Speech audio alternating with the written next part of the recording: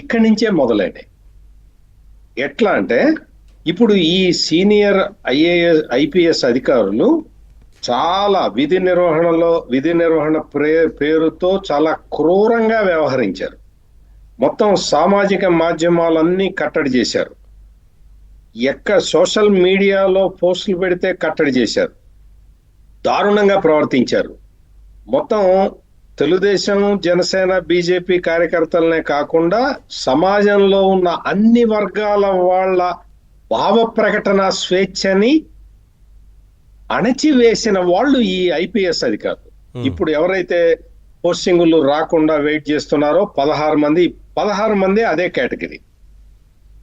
ఏంటి వీళ్ళకిను ఇప్పుడు బయటకు వస్తున్న నేరాలకి సంబంధం ఏంటి అంటే, వీళ్ళందరూ అణచివేయటం వల్ల, భావ ప్రకటన స్వేచ్ఛను ఆ రోజున అణచివేయటం వల్ల ప్రధాన ప్రతిపక్షమైన తెలుగుదేశం పార్టీని తొక్కేయటం వల్ల ఆ రోజున ఏ విషయం కూడా బయటికి రాలేదు.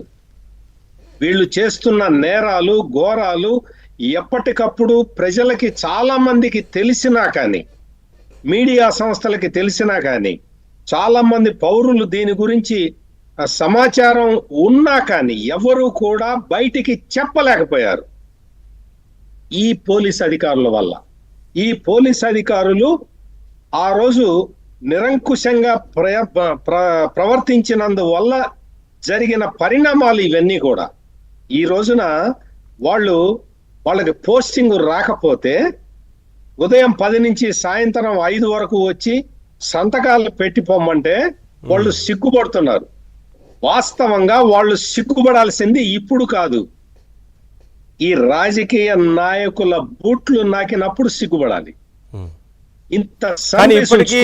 జగన్మోహన్ రెడ్డి సొంత పత్రికలో ఐఏఎస్లకు, ఐపీఎస్లకు ఇంకా పోస్టింగ్లు ఇవ్వట్లేదంటూ ఏడుపు కనిపిస్తా ఉంది. గతంలో వారెలా వ్యవహరించారో అందరికీ తెలుసు కదా. నిజాయితీ పరులైన ఆఫీసర్లకు కూడా పోస్టింగ్లు ఇవ్వకుండా 5 ఏళ్ల పాటు పక్కన పెట్టిన సందర్భం ప్రజలకు తెలీదా?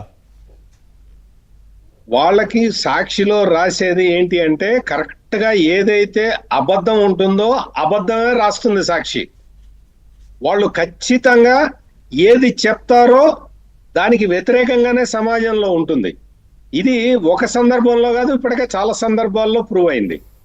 వీళ్ళందరికీ పోస్టింగులు అసలు వీళ్ళ మీద పోస్టింగ్ ఇవ్వటం కాదండి, వీళ్ళ మీద ఇప్పుడు ఒక్కొక్క కేసు రివైవ్ చేసి వీళ్ళు అణిచివేసిన కేసులన్నిటినీ కూడా బయటికి తీసుకొచ్చి వాటి మీద న్యాయ విచారణ జరిపించాల్సిన అవసరం ఉన్నది.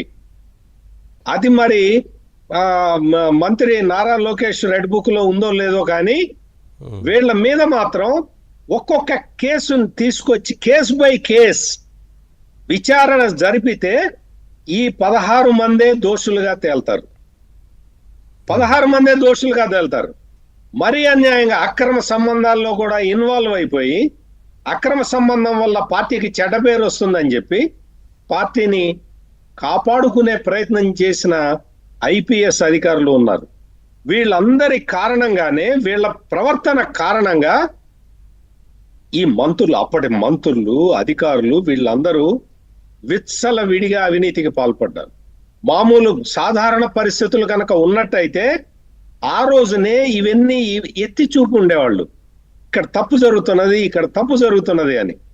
అట్లా ఎవరైనా చెబితే వాళ్ళని తీసుకెళ్లి వీళ్లే కొట్టారు.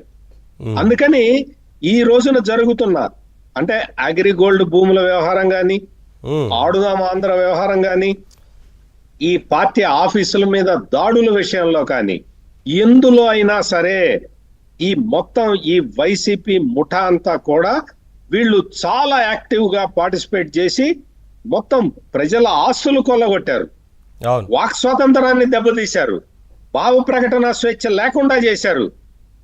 అక్రమాలకి, అన్యాయాలకి వీరందరికీ సహకరించిన అధికారులు ఒకవైపు, వీళ్ళ ఈ మొత్తం కూడా ఒక చైన్ అండి ఇది. అందుకనే ఈ చైన్ ని బ్రేక్ చేయటానికే ఈ 16 మందికి వీళ్ళు పోస్టింగ్లు ఇవ్వలేదు.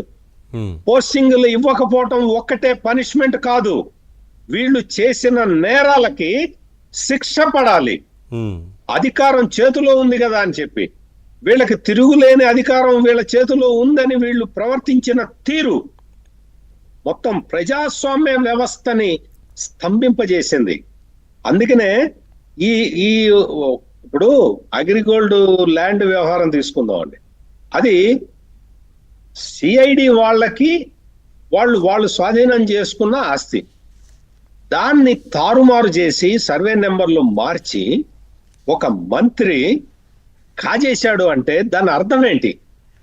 అంటే అధికారులు కూడా, అక్కడ కింద స్థాయి అధికారులు కూడా ఈ మంత్రికి భయపడ్డారు. ఎవరు వాస్తవం బయటికి చెప్పలేకపోయారు.